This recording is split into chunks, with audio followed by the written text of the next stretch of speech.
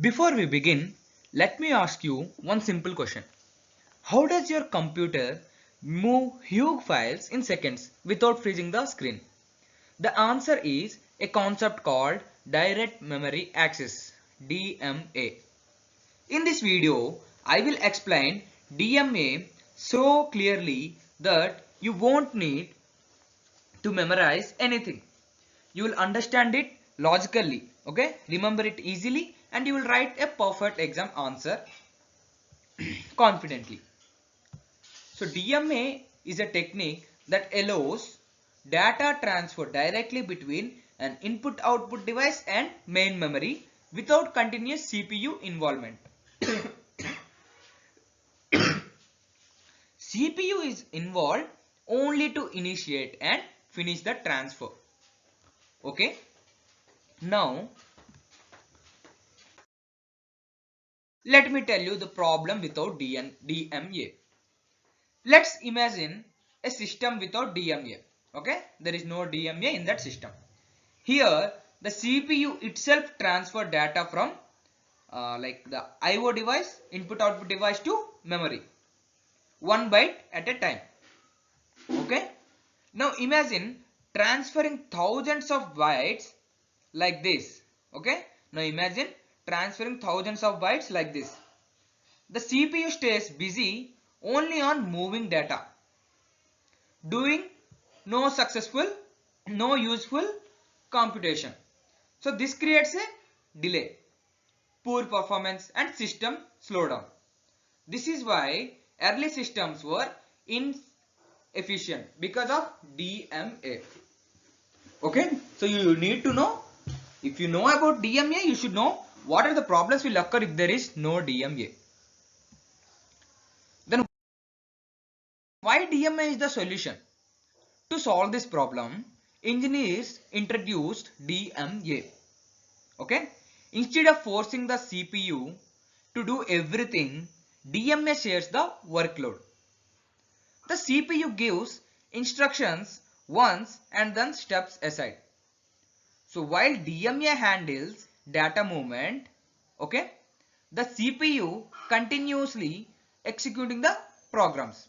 This simple change can make the system much faster and smarter, and it improves the overall system performance. So let me tell you another quick example. See, DMA. Think Wilpwala as the DMA. Okay. So previously, if you are preparing for your exams, what you are doing? You are referring to your given PPTs or your worksheets or any materials. What it is happening? You are having, once you are reading, first you are finding the solutions of the model paper to one place to another place. Okay. But the two works will be done by you. Okay. Reading the PPTs and finding the solutions for the answers, everything. But here Wilpwala is here for you like a DMA. He will reduce Wilpwala will reduce the workload of yours by answering the solution, like providing the solution of your model paper questions and explaining the concepts clearly. Okay. Remember like this about the DMA. Now, main components in DMA. To understand DMA properly, we must know the components involved. Okay. First, the CPU. It only initializes the process. Okay. What the function of CPU? It only initializes the DMA. Second, the DMA controller. It performs the actual control data transfer. Okay. It performs the actual data transfer. And third, memory, where data is stored. And finally, the input output device, which supplies or receives the data. Okay, source or destination of data. Remembering these four components makes the concept crystal clear. Okay, just remember these four things. What happens in the DMA? Now, core working principle. This slide contains the core idea of DMA. The DMA controller temporarily, okay, becomes the master of the system bus.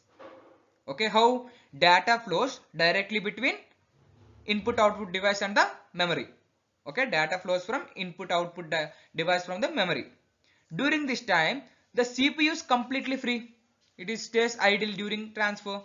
If you understand this slide, right, you understand DMA fully. No confusion, no memorization. Okay. So now let me tell you a daily life example to understand this. Let's log this concept using a daily life example. Think of the CPU as a company manager. The DMA controller is the office assistant. The manager assigns the work and continues the meetings, whereas the assistant directly transfer files between departments. So the manager is not disturbed. Okay, CPU is not disturbed until the job is done. This is exactly how DMA works inside the computer. Okay, so now let us learn the what is the procedure of DMA transfer. Step 1. Okay. Now let's understand the DMA transfer procedure step by step. In step 1, the CPU initializes the DMA controller. Okay. DMA controller. It provides the starting memory address. Okay. It promotes the starting memory address, number of bytes, that is data count, and the direction of transfer. So after giving these instructions, okay, the CPU resumes its normal work.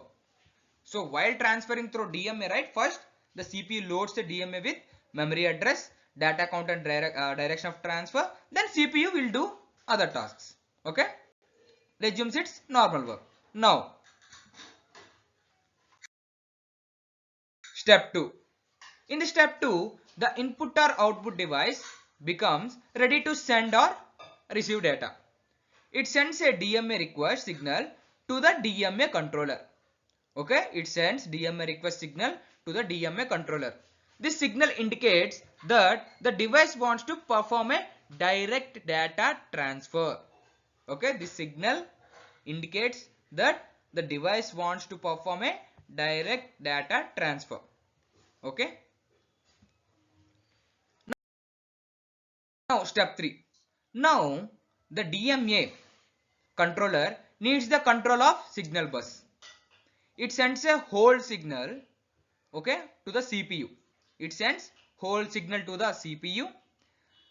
The CPU completes its current instruction and responds the HLDA and releases the system bus. So this means the CPU has temporarily stopped using the bus. Okay, this means the CPU has temporarily stopped using the bus. Now step 4. At this stage, the DMA controller becomes the bus master. Data is transferred directly between memory and the input-output device. No CPU instructions are executed during this time. This is the most important advantage of DMA. Okay.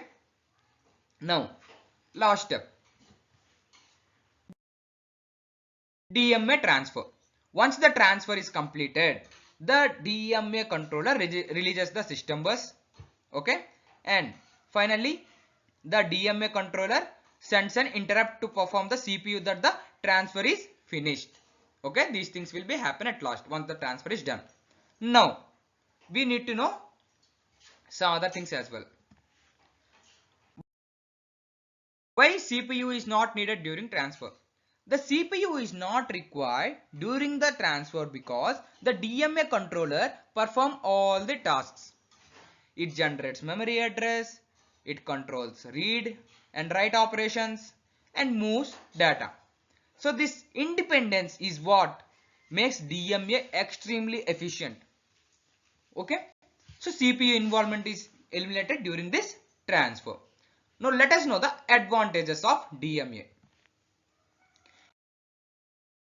Advantages of DMA. DMA offers high-speed data transfer and efficient CPU utilization. So it is commonly used in disks, network interfaces, audio systems, and graphical cards. But whenever large data blocks, okay, whenever large data blocks are involved, DMA is the best solution. Got it? What are the advantages? And now some of the exam tips. If you got a question for DMA with 5 marks, then what should you have to do? In exams, follow this simple structure. Okay? Start with a clear definition. Explain the procedure step by step. Draw a neat block diagram if possible. Okay? It's not needed, mandatory, but if you know, you can draw. Mention that CPU is free during transfer. Don't forget to mention CPU is free during transfer. If you follow this format, scoring full marks becomes very easy. Okay? Now, quick summary.